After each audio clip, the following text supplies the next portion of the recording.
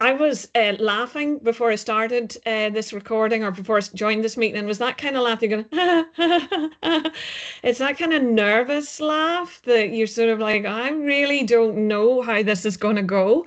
But we are still laughing and we're very excited. Chris is one of our directors in Daydream Believers. And what we always say, which is on the next slide that you see, is one of the rules that we live by on Daydream is to look at the what and the why and to offer a how. And I really like this GIF. Because it kind of summarizes up what I think we're offering out today. We're going to offer something to you, an experience, a story that may land with you. The seeds may land in something that you're doing. It might spark something. It might make you itchy. It might make you uncomfortable. And that is, also interesting. But what primarily we're looking at is a how, because we can spend a long time at the minute looking at the what and the why, but we need to start talking about a how. And my background says, what if, and if you move, you see we, and we're in this. All of us are in this, shaping it. And in the next slide, you'll see the reference to the Gen AI Hub. And that was a collaborative experience with Kirsty and all the digital team at Education Scotland as a kind of handrail. So if we lose you, if this is as much listening power you have at this point of the term, please just go there and have a look. But if not, I want you, as we say in the next slide, to buckle up. I want you to come with us because we are about to take you to the wild, wild west. And we're going to predict and look at some kind of future thinking and a future idea that we're incredibly excited, somewhat nervously laughing about too. But before we go to the future, Chris is going to take over now and he's going to tell you and put you back into a little bit of the past. So over to you, Chris. Okay, thanks. Hi everyone. I'm Chris. I'm one of the directors at DDB. I've been there for a long time, so nice to meet you. And I'm sure I've met some of you before, and I'm sure some of you want to be out in the sun, enjoying the sun. As Helena said, we have an idea. But before we get into that idea, I just want to rewind a little bit back to a few years ago in 2020. We gave a talk on the schools of 2030, and COVID had just happened, and there was lots of talk around digital transformation, and the World Economic Forum had talked about the overhaul of teaching, education and methods, and how all these new technologies are coming about, 5G, AI and data, and then it was necessary to kind of start adopting some of these technologies to use them as we go forward into the future within education. And now 5 years later, pupils and teachers are now back at school, clearly. Businesses everywhere continue to grapple with remote and flexible working, and tech companies are the new global superpowers, right? And as we all know, AI has exploded and everyone's talking about it. There's a whole plethora of models and tools and services have all erupted. Quite frankly, there's too many to count. And obviously it's getting cheaper and it's getting more and more prolific. So the likes of China's DeepSeek, which you might have seen on the news a few months ago, is causing huge ripples across America. It's potentially up to 40 times cheaper to run compared to other AI models, et cetera, et cetera. So there's a lot happening and there's a lot being discussed about around the world about the impact of AI on people, society, businesses, jobs, education, everything. But one thing's for sure is that it will have an impact on us. But right now, it's really hard to predict. So I come from a creative services background, and what I want to do is I want to give you a little kind of bit of chat around what's happening out in my industry, in the creative industry. And so the creative industry in the UK employs 2.4 million people, so it employs a big chunk of people within the UK economy, spanning advertising, design, film, TV, music, all of it, right? And it brings in a lot of money to the economy, all right? And a lot of these businesses, especially the one I worked in, are working at the cutting edge of technology. They're first adopters, they're fast to pivot, they're fast to move to changes. And a lot of the clients that we had are asking us how they can take advantage of AI within their businesses, both to produce product for their customers, but also internally within their own businesses. And right now, It's a bit like the Wild Wild West, right? It's basically a massive AI bun fight, right? So what I did is I asked ChatGTP, I said, how many AI tools, models, and platforms are there now, right? So I used to Google this in the day, but I just ChatGTP everything now because it gives me better information, quite frankly. So ChatGTP has become my new way to kind of surface content. And it came back with basically a lot, right? There's over 9,000 AI tools. There's loads of models, loads of platforms. And at the moment, well, within my industry, basically everybody's using everything, right? They're all trying to figure out what to use, what does what's best, how should I use it. Some people within the agency I worked in were using their personal AI ChatGTP accounts and other AI tools, which is like, risky from a kind of security point of view as well. And they're using kind of not approved in company services. So what's happening within the creative industry, and I'll just specifically talk about the five big global creative networks. So WPP, Publicis, Dentsu was the one I was at, right? They're all essentially in an arms race right now to try and build out capabilities internally, right? So that they can help them productize, production or create services quicker. Yeah. All these businesses work across design and innovation and technology and media and advertising for thousands of brands across the world. And all these brands are like, how do we use these? How can you use these tools to create better work for us quicker, cheaper, whatever it is they need doing? And a lot of these companies will get it wrong. Some will get it right. Some of the ideas will get assigned to the trash heap, but they're moving fast to innovate and come up with ideas and tools and ways of working internally within the creative industry. Yeah. To kind of come up with these solutions. And then some of them, so the business that I worked at was actually looking to build kind of internal AI kind of platforms that essentially allowed teams to come together internally to work around a secure, enclosed kind of ideation and collaboration space. So all the tools are packaged into one place, allowed everybody to quickly come in, use predetermined tools, and use AI in a kind of more collaborative, safer, quite frankly, easier environment than just, scattergunning around lots of different tools. One of the other things they're talking about in the industry at the moment, one of the big things they're talking about is this idea of any advanced technology being indistinguishable from magic. And one of the things they're talking about is essentially something called called agentic AI. So I don't want to try and lose you, so I'm going to try and explain to this as simple as possible. So one of the most transformative processes AI has always been its potential for autonomy, right? So to create systems that can act intelligently on their own without human supervision. So right now you put prompts in, it gives you an answer. So imagine this agentic AI is essentially a system that can operate without your input, make decisions and take actions to achieve specific goals. So it's unlike traditional AI models that require direct user input. Agentic AI can plan, adapt, and execute tasks independently of you, right? So imagine, right, here's an example, right, in the shopping environment. So you tell the AI, I need groceries for the week and I want healthy meals and snacks. Right, at that point, the AI understands what it needs to do to purchase the necessary food items, and purchase them, ensuring a variety of health options, connects with your online grocery store, your account. It knows your preferences, your dietary restrictions, any past purchase history, just in case you've already got some still left, it doesn't need to buy it. It will check any relevant promotions or products, creates a shopping list based on your preferences, cross-references what's in your fridge and your pantry. You can even check the weather and seasonality to make sure it's purchasing seasonal produce that might come from more environmentally conscious decisions. It automatically adds in missing ingredients. If it's out of stock, it might buy something else that's similar within the same price range. It will place the order for optimal pricing, optimal delivery times. It selects delivery windows that fit your schedule within your calendar. The payment is made through your linked accounts. It considers your loyalty points and all your cashback offers.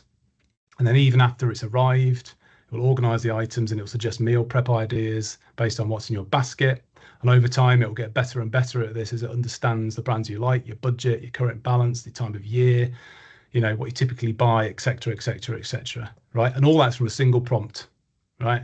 So it's pretty crazy, and that's just in one market, right? That's just in shopping. So the way we engage with technology is changing, right? Again, right? It's becoming almost more visible, more invisible, more verbal, and more conversational, and more highly personalized. So back to the point that we had an idea that we wanted to share with you. Okay, so we're at the beginning of the most transformative revolution we have ever seen. In my opinion, I think it is. Right, we're in the fourth revolution, the connected intelligence revolution, and in fact, we've kind of probably already been in that for many years. So but we're still within this process now. AI has joined that party. So CES is the world's biggest and most important tech event in the world. It's a proving ground for breakthrough technology and global innovators. It's where all the big tech companies go to kind of share their wares and talk about technology and the future of tech. And they're all talking about AI, right? So they're saying AI is no longer the future, it's now. The message was clear: adapt or get left behind. It's no longer about predicting what's next, it's about building it. Okay. So me and Helena talked about this. We feel like we're at a crossroads. I think a lot of people probably feel like they're at a crossroads, right? Some are concerned and some are optimistic. Yeah. Some are both. I'm both. We have to ask ourselves, which one are we, right? So do we get left behind, or do we try and create the future? Okay. We think it's pretty obvious. Yeah. But there's a problem. Coming back to the Wild West point. Right now, it feels like the Wild West. There's an explosion of tools, platforms, and solutions, and they're all claiming to be essential. So there's with so much choice, people are jumping between different tools, often using them in isolation without any clear strategy. It's just, like I said, carnage. This fragmented approach is creating confusion with teams, schools, and organizations struggling to piece together inconsistent data, overlapping functions, and mismatched outputs. So without a clear joined up approach, AI becomes more noise than value, leading to frustration instead of progress. Okay, so we need a solution. So we need a way to empower schools, learners, and teachers to be able to come together around a single solution that will supercharge AI learning, right? So we had to ask ourselves, what if we get it right? Okay, so what we're going to share is we're not going to show you how to use AI tools, but we have an idea that brings AI tools together. Okay, so say hello to Curio. So Curio meaning curiosity, a collection of interesting and beautiful things. So Curio is a centralized AI-powered agentic platform for Scottish education that supports, empowers, and helps teachers and professionals, pupils and learners, as well as parents and carers throughout education. Okay. Why Curio? At the heart of Curio is collaboration. It brings together the best curated AI tools into one secure, joined up platform so schools, teachers, and learners can work smarter, not in isolation. Instead of jumping between different tools, Curio connects everything into one place, making it easier to share insights, co-create resources, and personalize learning. With privacy and safety built in, Curio helps everyone use AI with confidence, unlocking its full potential through collaboration, not confusion. So I'm going to show you a diagram next, really snazzy diagram. So if you imagine Curio is this centralized platform, and it uses current AI tools and services within this kind of single interface within this green ring, negating the need to jump about between different tools. So all the tools within it are approved models and services that everyone's agreed to use, but it allows you, teachers and pupils, to collaborate in the same space and the same time together. And it's also a monitored, enclosed, and secure ecosystem, which means what is created within it is kept within it. Okay, so you can access everything out there, but when it's in there and being created, it stays within Curio, right? So as I said, technology at its best is at its best when invisible. So it's not about ultimately, people need other people, right? So we see Curio as helping to empower and encourage non-digital interaction and learning, as well as continued kind of counter digital approaches to education, right? So it's not about replacing the teacher's job or making children use screens more. It's about helping to free, teachers up and learning professionals to teach more, as well as about finding connections, encouraging collaboration, supporting children and parents throughout the education. So it's what we're about to share, and what we're about to share with you. We show Curio on devices in use to help get over a sense of what it could be like, but it could be that it's present in maybe a more verbally driven experience, for example, right? So this is just an idea, okay? So firstly, let's look at what Curio might do. Then let's see how Curio might help support teachers and professionals, pupils and learners, and finally parents and carers. Okay, so imagine Curio, you're in school, right? So what if we could create this AI-powered agentic learning platform with collaboration at its core, right? It connects pupils, teachers, and parents, gives everyone personalized insights, supports, and tools, helps every learner thrive. Pupils get tailored feedback and guidance, teachers get real-time insights and reduced admin, and parents get updates and practical tips to help their child. Together, it creates a secure, personalized learning ecosystem where every learner gets the right support at the right time. Okay, so one of the big things we talked about is this collaboration, right?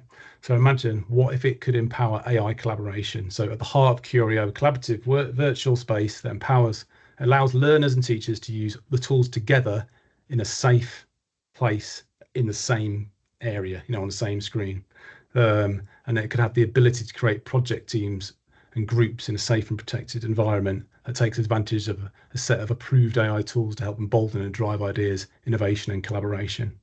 So you can imagine these, everyone gets access to these same tools, and that stuff saved within Curio from that point. What if it could encourage group learning and curriculum ideation? AI can group pupils based on their key strengths, for instance, so that there are better outcomes. For example, in a group project, Curio might suggest these 3 students need more structure. Here's a scaffolded version of the task just for them. Yeah, so it recognizes that and makes that suggestion to the teacher. AI could uncover possible ideas or thinking that is taking place in other lessons and recommend cross-collaboration and learner sharing to further deeper education. So, it might be that Tom, the teacher in another room, is doing a similar lesson, or a Curio might notice a connection between what is being created within those lessons and suggest you chat to each other about it, for instance. What if Curio could be a lifelong learning companion for pupils or teachers? So does it grow with the child throughout their years? So does it start from an early years through to further education, apprenticeships, or careers? Is it in a simpler format when it's first used by primary kids, for instance? They get limited access to it, or maybe they don't get access to it at all. Maybe only the teacher does, and they use kind of shared devices. It could encourage continuous reflection, goal setting, and learning, building a culture of agency for life. What if it could use data-driven decision making? So it could aggregate anonymized data across schools to inform policy and resource allocation, potentially.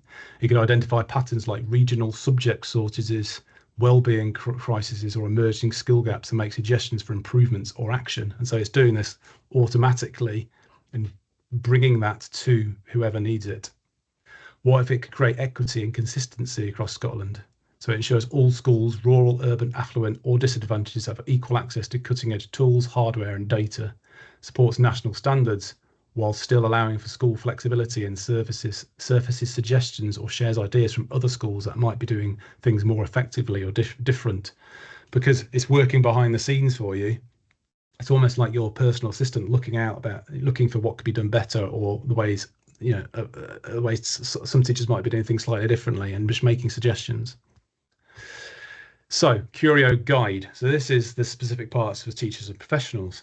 So what if the AI platform would give teachers real-time insights into the progress, the well-being, the learning needs, enabling for more personalized teaching? It could reduce admin tasks like lesson planning, tracking, and reporting, and free up time for more creative teaching and deeper student engagement. It could act as a personalized CPD companion, right? And so there's lots of things it could do that would allow teachers to focus more on, inspiring their learners and fostering inclusive, engaging classrooms. So what if it could give real-time insights and analytics? So it could offer insights into class performance, engagement patterns, and well-being flags. It could help teachers spot trends or common misconceptions and adapt learning strategies on the fly. What if it could support with co-designing the curriculum? It could help co-create adaptable lesson plans, assessment ideas, and differentiated materials. It could curate the latest evidence-based teaching strategies relevant to the Scottish curriculum, for instance, and it could cross-reference that with what you're teaching in class. What if it could provide personalised professional development? So It could suggest CPD opportunities based on your interests, your teaching areas or school priorities. You could track your progress and offer reflective prompts to support teaching agency, support teacher agency. And what if it could help with administrative relief? So it could automate administrative tasks like grading, reporting, and feedback generation. It could help draft parent communications and individual student reports. I mean, it could do this, and it could easily do this, but there may be a way that it would say to you, do you want to share this with the student, or do you want to share this with the parents? You could edit it, you could not send it, but it's there to help and support you as a teacher. What if it could provide coaching and empower peer support networks? So virtual coach provides classroom management tips, wellbeing support and career advice. It connects with educators and peers across Scotland for collaborative projects and mentoring. What if it could help teachers always be there for learners? So an always on virtual version of yourself that can be a 24/7 support for pupils. Right, so we can provide consistent help with homework, revision or creative projects using the same methods and approaches that the teacher uses in class. For example, the avatar could say, remember how Mrs. Khan explored photosynthesis using Forestopia? Let's go over that again. It can open up access to other teaching avatars for shared learning opportunities. So we're moving on to Curio Learn. So this is pupils and learners. So what if we could create a central agentic AI platform that would help pupils and learners take more control of their own learning with personalized feedback, learning tips and goals tailored just for them. It could track their progress, show them what they're good at. It could help with things they find tricky, give them support whenever they need it, but also get advice on subject choices, careers, and even well-being. So they always have an extra hand guiding them through school and beyond. It's all about helping them understand their strengths, build their confidence, and plan for the future. So what if it could provide personalized learning pathways and make learning more inclusive and accessible for learners? So it could tailor content, tasks, and challenges to each student's strengths, learning styles, and pace. Multimodal content delivery, visual, audio, and interactive to support different interest needs. So if there was a dyslexic child who just wasn't a particularly great reader, maybe that lesson is delivered in a more visual or audio-based way than a written way. AI translators, text-to-speech, and dyslexia-friendly tools integrated to all learning materials that adapts to learners in real time. It could identify gaps and offers targeted support, making sure no learner is left behind.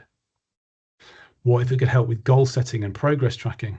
Students can set long-term goals, careers, qualifications, and short-term goals, mastering topics. AI tracks progress and offers encouragement, suggested learning strategies, and resources when motivation dips. What if it could provide 24/7 virtual mentorship? So this is a bit like the virtual teacher avatar, but maybe it's more of a mentorship-based approach. AI-powered mentors could offer advice on study habits, subject choices, career paths, and even well-being. Continuous feedback builds a sense of agency, guiding students to take more ownership of their learning. What if it could encourage reflection and well-being? So we've already kind of talked about this, but end of the day, AI-generated reflection and gratitude, positive affirmation that connects with the child's virtual self, and maybe a school-assigned smart tracker. What if it could help with skills development beyond the curriculum? So support with life skills, communication, digital literacy, teamwork, critical thinking. AI could suggest projects, online or local clubs and groups, or collaborative opportunities to build these skills. Because it knows what's out there, it knows what's near to them. It can make those suggestions. What if it could let learners see themselves in a career? So AI could create personalized stories and content that place the pupil at the center, helping them to visualize themselves in a future job or career to see if it's right for them. AI could then build a personalized gamified experience of that job using AI-powered game engines or mixed reality or VR hardware, a bit like a career test drive. And then we get onto career grow. So what if we could create this agentic AI-powered AI platform that would help parents and carers stay more connected to their children's learning and well-being, giving them simple updates on their progress, achievements in any areas where they might need extra parent or home support. With agentic powered communication between them and the school, they could work together to help their child throughout their education. So what if it could help with real-time planning, reporting and support, from school reports to exam tests and lesson plans? The AI could provide easy to understand summaries of school topics, homework guidance and progress reports, helping parents understand and actively engage in learning conversations at home. What if it could encourage co-learning at home? AI could host interactive family workshops where parents, carers, and children join in AI-curated experiences such as virtual museum visits, science experiments, or collaborative creative sessions. It could recommend joint activities tailored to the child's current learning. It could offer insights into learning styles so parents understand how best to support their child. AI could suggest bite-sized learning for parents, linked to what their child is learning, helping them brush up on subjects or teaching techniques, boosting confidence to support their child. What if it could help with rewards and praise? AI could gamify learning with joint progress goals, so reading a certain number of books together, for instance, and family badges fostering teamwork and positive reinforcement. So, I mean, you can see that something like Curio could provide a safe and secure ecosystem, right? It's pattern, but at the heart of it is this idea of agentic AI with pre-approved AI tools built into it. So it would look to empower equality, transparency, and fairness across Scotland, while freeing up teachers to spend more time teaching and less time on admin and other things that slow them down. We realise that not all schools and families have access to the latest technology or technology at all. And this is a kind of reach the stars idea, but it might be that just part of Curio could be made. For instance, the guide part could just be part of it for now, or you could provide teachers in schools with technology. It might be that if not everybody has a device, it might be that there's a certain amount of devices within the classes. So this is just scratching the surface of the potential of what something like Curio could do. It's just an idea, as we said, but an idea that could spark for something transformational. So do we get left behind or create the future? And I'm now going to pass it back over to Helena, because I've gone way quicker than I thought I was going to go. Well done. Well done. So yeah, what happens now? And I realize that has maybe flashed in front of you, lots of different ideas. And as we said at the beginning, this is a what if, and this is just us really putting together something that we think is a how. It's not the only how out there. We're not the only rodeo in the Wild West. There's lots of other things out there. But what we feel in Daydream is we're wasting a lot of time talking about getting it wrong. We're wasting a lot of time looking at, the what and the why, and we need to start looking at solutions. And we need to take our lead from what's happening in business at the minute and the way that they are pivoting their experiences, their workforce, and think about our future change makers in our schools and what we need to have as skills for the future. So what happens now? So in the next slide, we picked this quote because it was done by Adobe this year, and I think it's really sort of reassuring that 95% of educators believe it's important for students to use industry standard tools. And what seems to be happening at the minute is that teachers are seeing this in their schools and teachers are wanting this in their schools, but sometimes at different levels, walls are being built around it. And we need to think about how can we create a safe space where our young people understand both the ethics of what they're seeing and the bias within what they're seeing, and we can look at how that experience can be supported. So in the next slide, one of the reasons that we chose this as one of our end slides was, looking at what's happening at the minute in higher education and looking at how AI is shaking up education. So our whole focus on the end product, on the exam, our belief that that is a secure way is actually being really tested here. And I don't know if you can see, if you're like me, you might need to put your glasses on, but a really nice quote from Darren Coxon there at the bottom where he said, how long will it be before parents say enough is enough? Why are we paying 10 grand a year for our children to write essays with ChatGPT? Time to rethink. Another sort of provocation. And then just on the next slide there, if we move to that, we talked at the beginning about this being our sort of analogy, and we see ourselves at the minute not in any sense, and in fact, anyone who tells you that they're an expert in AI, challenge it, because nobody is. We're all just in this field at the minute. We're in this space trying to work out what's happening. And the winds of change are absolutely blowing. And I suppose if I was a teacher out there looking at what we've kind of put together, I would definitely be at the crossroads. In fact, I might even be someone who's going, do you know what? I'm out of here. I'm not even on that crossroads. But keeping that analogy of the road and the car and the journey, think about this. When we all first get in a car to learn how to drive, nobody's born behind that wheel. You have to get in, you have to take hold of something, the wheel, hopefully. You take hold of the driving wheel and you move.